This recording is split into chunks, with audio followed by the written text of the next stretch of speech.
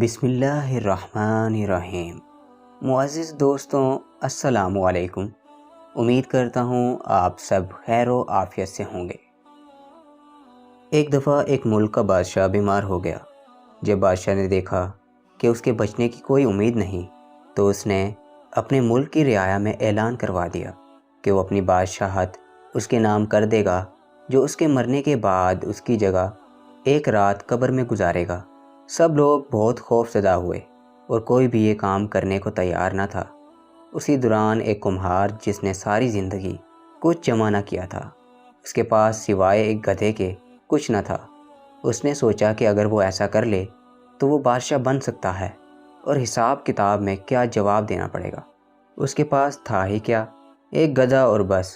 سو اس نے اعلان کر دیا کہ وہ ایک رات بادشاہ کی جگہ قبر میں گزارے گا۔ بادشاہ کے مرنے کے بعد لوگوں نے بادشاہ کی قبر تیار کی اور وعدہ کے مطابق کمہار خوشی خوشی اس میں جا کر لیٹ گیا اور لوگوں نے قبر کو بند کر دیا۔ کچھ وقت گزرنے کے بعد فرشتے آئے اور اس کو کہا کہ اٹھو اور اپنا حساب دو۔ اس نے کہا، بھائی، حساب کس چیز کا؟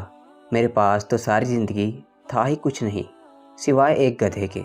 فرشتے اس کا جواب سن کر جانے لگے، لیکن پھر ایک دم رکے اور بولے، ذرا اس کا نامہ اعمال کھول کر دیکھیں، اس میں کیا ہے؟ بس پھر کیا تھا؟ سب سے پہلے انہوں نے پوچھا کہ ہاں بھائی، فلاں فلاں دن تم نے گدھے کو ایک وقت بھوکا رکھا تھا۔ اس نے جواب دیا، ہاں۔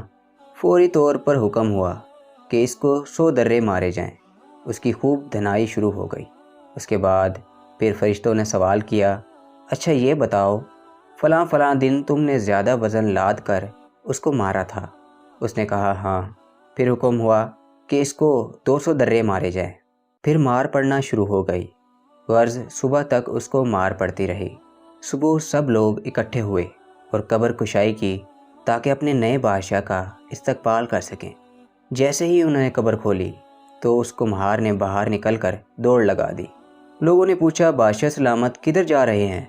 تو اس نے جواب دیا، او بھائیو، پوری رات میں ایک گدھے کا حساب نہیں دے سکا تو پوری رعایا اور مملکت کا حساب کون دیتا پھرے؟ دوستو، کہانی فرضی ہے، لیکن کبھی سوچا ہے کہ ہم نے بھی حساب دینا ہے اور پتہ نہیں کس کس چیز کا حساب دینا پڑے گا، اور ہم نے کون کون سی غلطیاں اور گناہ کیے ہیں جو شاید ہمیں یاد بھی نہیں ہیں۔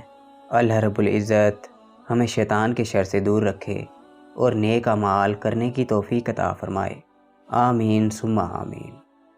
دوستو، اگر آپ کو یہ ویڈیو پسند آئی ہے تو ویڈیو کو لائک کیجئے، شیئر کیجئے اپنے دوستوں کے ساتھ، اور کمنٹ سیکشن میں اپنی رائے کا اظہار ضرور کیجئے گا۔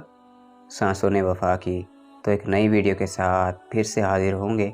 تب تک کے لیے اللہ حافظ۔